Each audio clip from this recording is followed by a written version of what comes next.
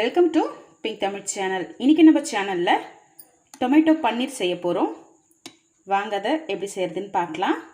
ரொம்ப டேஸ்டான ரொம்ப ஈஸியான ரெசிபி. வாங்க வீடியோக்குள்ளே போகலாம்.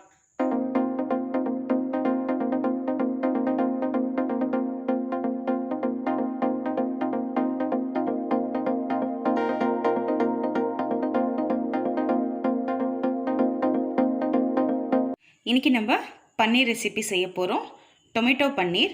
வாங்கதை எப்படி செய்கிறதுன்னு பார்க்கலாம். அதுக்கு 200 கிராம் பன்னீர் எடுத்திருக்கேன். பன்னீரை கட் பண்ணிக்கலாம்.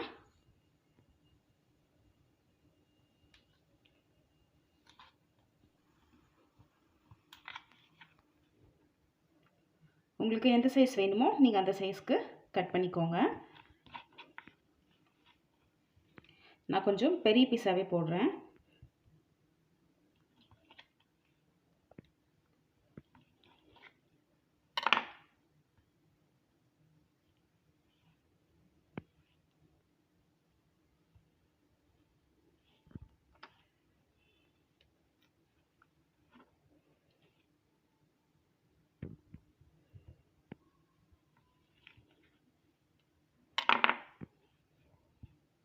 இதெல்லாம் கொஞ்சம் பெரிய பீஸாக போட்டுக்கோங்க.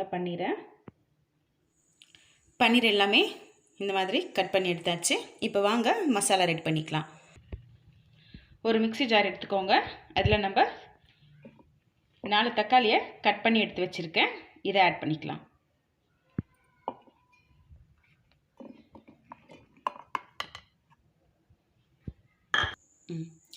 இது கூடவே 4 முந்திரி. இதை சேர்த்து நம்ம நல்லா பேஸ்ட்டாக அரைச்சி எடுத்துக்கலாம். நல்லா பேஸ்ட்டாக அரைச்சி எடுத்தாச்சு. பேன் எடுத்துக்கோங்க. இதில் 1 ஸ்பூன் பட்டர், ஆயில்,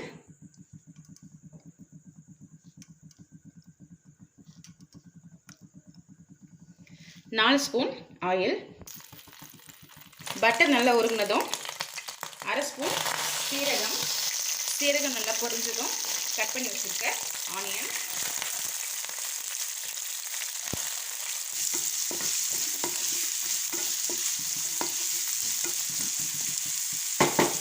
ஆனியன் நல்லா வதங்கணும்.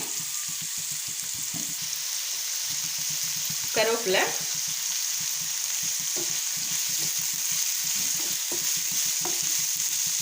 ஆனியன் நல்லா வதங்கிருக்கு பாருங்கள். இந்த அளவுக்கு நல்லா ரோஸ்ட்டாக வறுத்ததுக்கு அப்புறமா நம்ம இஞ்சி பூண்டு பேஸ்ட் ஆட் பண்ணிக்கலாம். 1 ஸ்பூன் இஞ்சி பூண்டு பேஸ்ட்,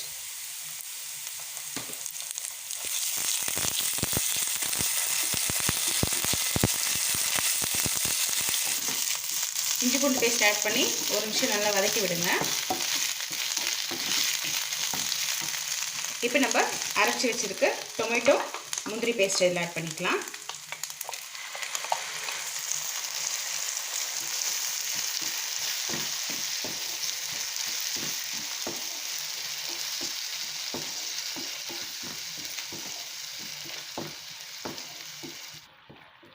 தக்காளி பேஸ்ட்டு நல்லா வதங்கிடுச்சு. இப்போது மசாலா ஆட் பண்ணிக்கலாம். 1 ஸ்பூன் ரெட் சில்லி பவுடர், தனியாத்தூள் 1 spoon, garam masala 1/2 table spoon, மஞ்சள் தூள் 1/4 டேபிள் ஸ்பூன். மசாலா எல்லாத்தையும் நல்லா மிக்ஸ் பண்ணிக்கலாம்.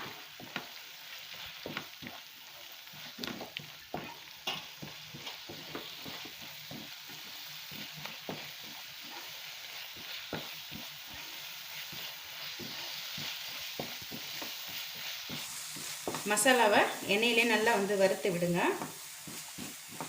அப்போ தான் உங்களுக்கு கிரேவி நல்லா டேஸ்ட் கொடுக்கும். தண்ணி ஊற்றிக்கலாம்.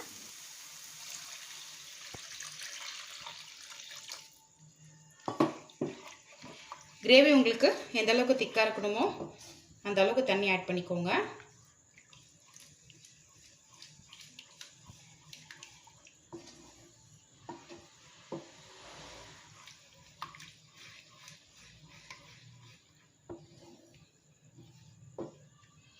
கிரேவிக்கு தேவையான அளவு உப்பு ஆட் பண்ணிக்கலாம்.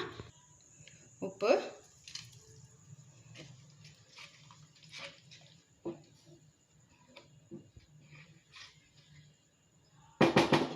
கிரேவி நல்லா கொதிக்கிட்டோம், மூடி வச்சிடலாம். கிரேவி நல்லா கொதிச்சிட்ருக்கு, ஓப்பன் பண்ணி பார்க்கலாம். எண்ணெய்லாம் தெளிஞ்சு இந்த மாதிரி நல்லா மேலே வந்துருக்கு பாருங்கள் கிரேவி. இப்போ நல்லா மிக்ஸ் பண்ணி விடலாம். இப்போ நான் 2 தக்காளியை கட் பண்ணி வச்சுருக்கேன், அதை இதில் ஆட் பண்ணிக்கலாம். இந்த மாதிரி நீட்டாக கட் பண்ணி ஆட் பண்ணிக்கோங்க.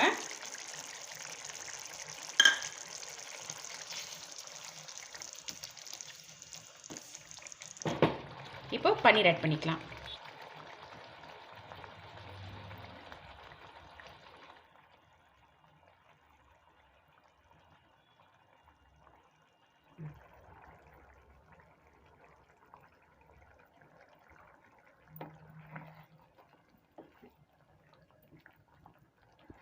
பன்னீர் சேர்த்து நல்லா மிக்ஸ் பண்ணி விடுங்க. உங்களுக்கு வேணும்னா பன்னீரை பட்டரில் கூட ரோஸ்ட் பண்ணதுக்கப்புறமா ஆட் பண்ணிக்கோங்க.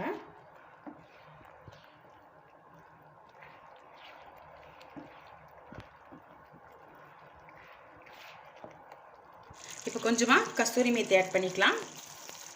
கஸ்தூரி மேத்தி நல்லா வந்து க்ரஷ் பண்ணிவிட்டு ஆட் பண்ணிக்கோங்க. கொத்தமல்லி,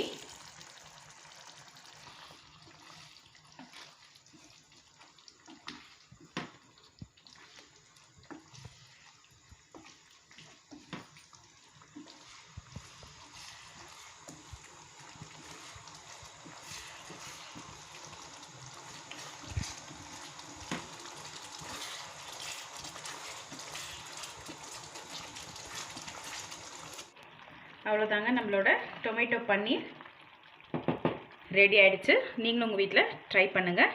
தேங்க்யூ ஃபார் வாட்சிங்.